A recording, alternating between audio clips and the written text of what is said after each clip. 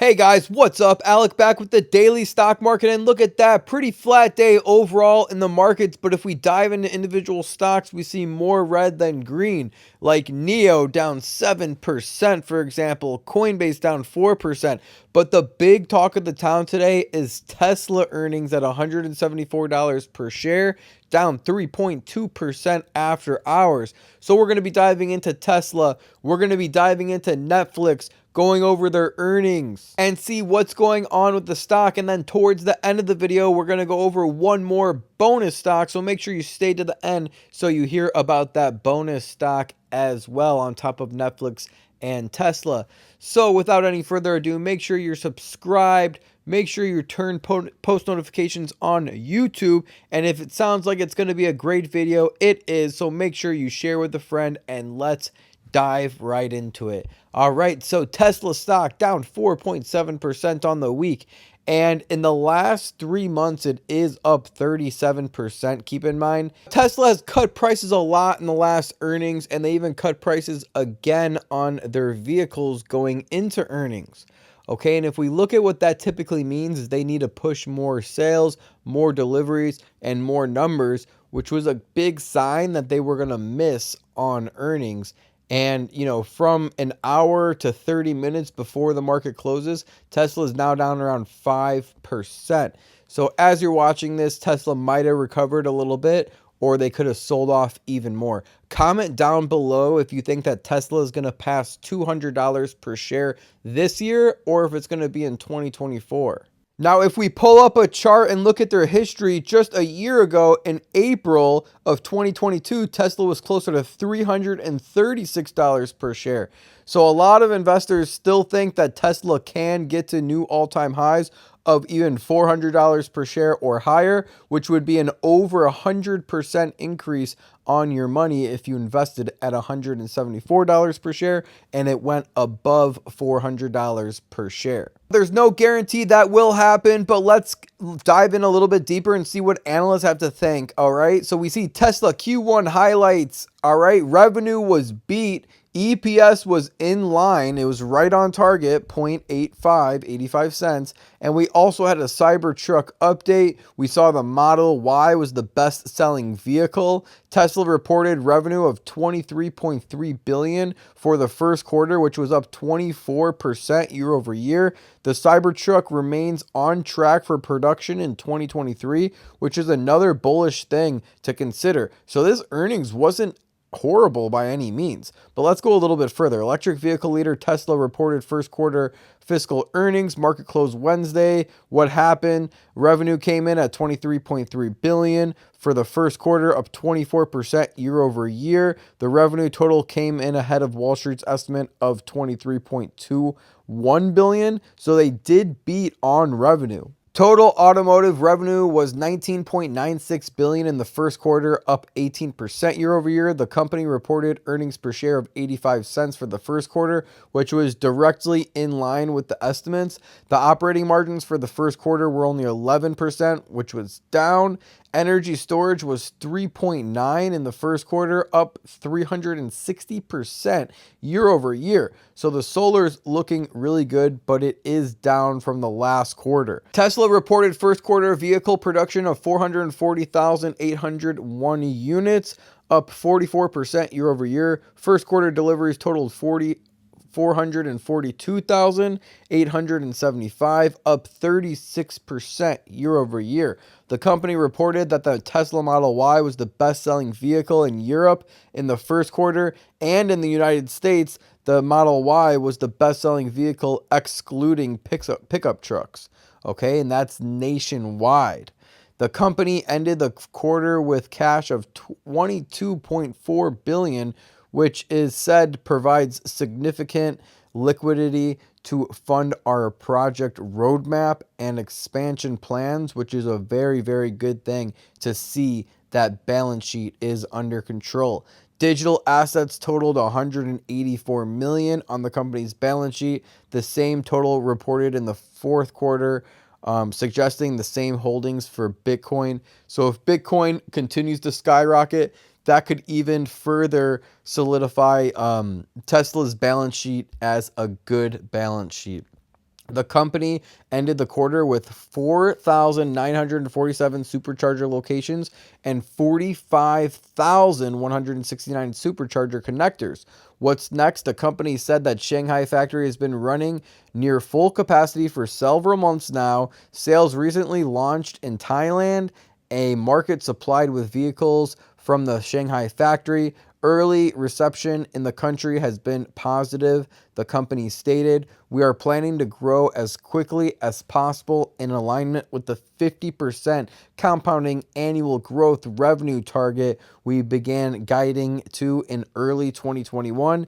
In some years, we may grow faster. In some years, we may grow slower, depending on the number of factors. For 2023, we expect to remain ahead of the long-term 50% CAGR with around 1.8 million cars for the year, the company said, which was a huge increase if they could hit that 1.8 million cars for the year. Tesla said it's working on innovations to reduce costs and increase profits, which is a good thing for shareholders and bulls. Operating margins are expected to be among the highest in the industry. In the current macro environment, we see this year as a unique opportunity for Tesla, as many car makers are working through challenges with the unit economics of their EV programs. We aim to leverage our position as a cost leader. So that could explain the price cuts. Cybertruck remains on track to begin production later this year in Gigafactory, Texas, in America. Beyond the Cybertruck, the company is said to continue to make progress on our next generation platform, or that $20,000 to $25,000 electric vehicle, the cheaper Tesla that everyone's been hawking about and just super interested in about, and everyone wants to know, when is this cheaper electric vehicle coming? In this environment, we believe it makes sense to push forward to ensure we lay proper foundation for the best possible results. So for Tesla, I believe in them long term. Personally, I am a Tesla bull, so you're going to be catching me buying this dip, dollar cost averaging in. Under $175 per share is my favorite place to dollar cost average. If we get a big fall on Tesla stock down to $150, $125 per share, that's where I'm going to be buying a little bit heavier, because I love Tesla at 115, 125, and even 150 per share for long-term investing. Okay, now this earnings that we just saw was nothing alarming at all. It was actually in line. The stock probably shouldn't have dropped as much as 3.8% after hours, but hey, it's not like it dropped 15% or even 10%. 3.6% is really nothing, and I'm personally taking it as a buying opportunity. Okay, the next stock we have to talk about is Netflix, down to $321 per share, down 3% today. They reported earnings yesterday, okay, and what did we see after the market? They were down around 5% after reporting those earnings, and they went on to recover a little bit, but as the day progressed, they just continued to sell back off under that $325 per share mark and ended the day at $321 per share. Now remember, they've been having a pretty good year. So if we go to the beginning of the year, they're up around 10%. But if we go to their low of June, around June, July, we can see that they're still up around 80 to 90%. So the stock has been parabolic since July of 2022, when it was closer to $175 per share and under $200 per share.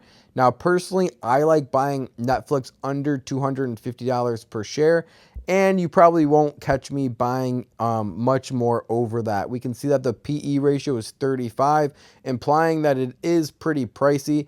Netflix does have a good moat, but as Disney and HBO and all these other streaming platforms, Peacock, Pluto TV, come and take over, Netflix's moat and its competitive, durable advantage is just getting smaller and smaller, making it a more risky stock. So under $250 per share, it definitely catches my attention a little bit more, especially under $200 per share.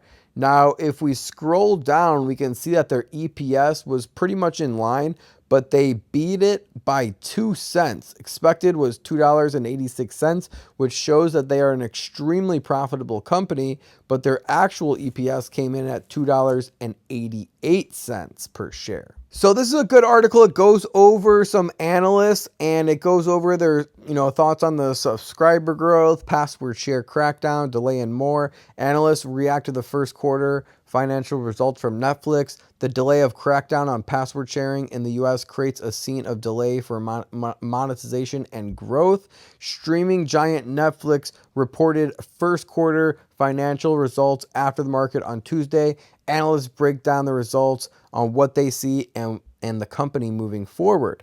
Okay, the first analyst, Matthew Thornton, has a hold rating with a price target of $339 in the next 12 months. Oppenheimer analyst Jason Helstein has a price target of $415 per share in the next 12 months. Another analyst has a price target of $345 to $355 per share in the next 12 months. So overall, the analysts do seem bullish on Netflix over the next year.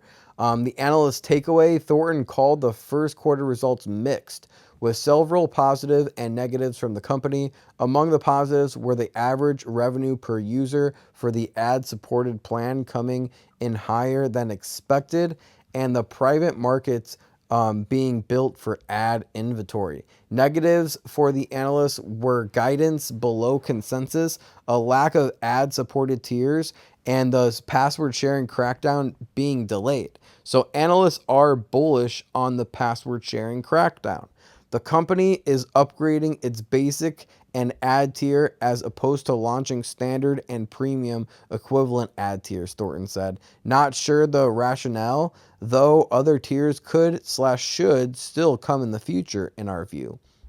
Another analyst sees a strong future with Netflix given its password sharing crackdown and its early results in Canada, with comments that revenue was growing faster in Canada than it was in the United States. The analysts also see the comments on the ad-supported plan as a positive development. While ad revenue won't be material until 2024, U.S. ad tier monetization is now growing greater than the standard sub plan, with global ad tier monetization greater than the basic plan, the analyst said.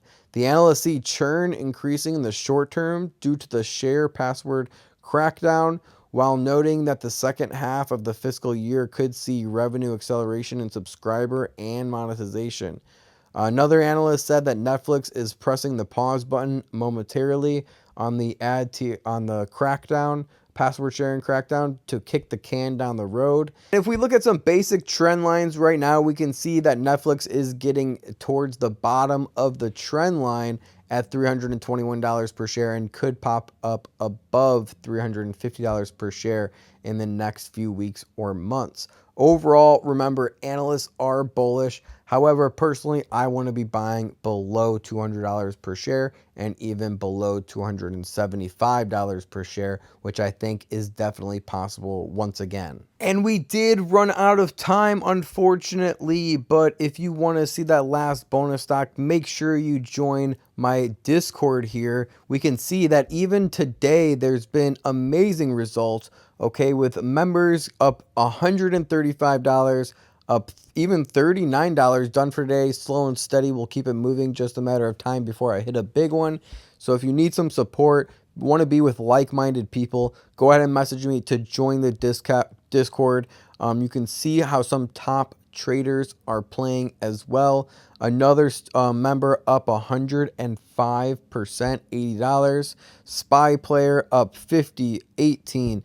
Plus all of these trades, also another $65 trade, another $200, 89% gain on Nvidia. We also have a really awesome VIP chat room. Here you can see a little bit of it, and people are talking all day long, even after the stock market is closed. So if you want to be around those like-minded people, this is the best trading group to be a part of. We even have a group chat just for SPY traders if you trade SPY S&P 500. So you can day trade with other traders every single day in live time. And I post signals and option trades directly in this Discord. So you get alerted straight to your phone when to take out a trade, when to buy, expiration dates, strike prices, and everything in between. And I also post when to sell, so you get out at the right time with the most potential profits possible. Now, if you want to see some more results, click on success number 8,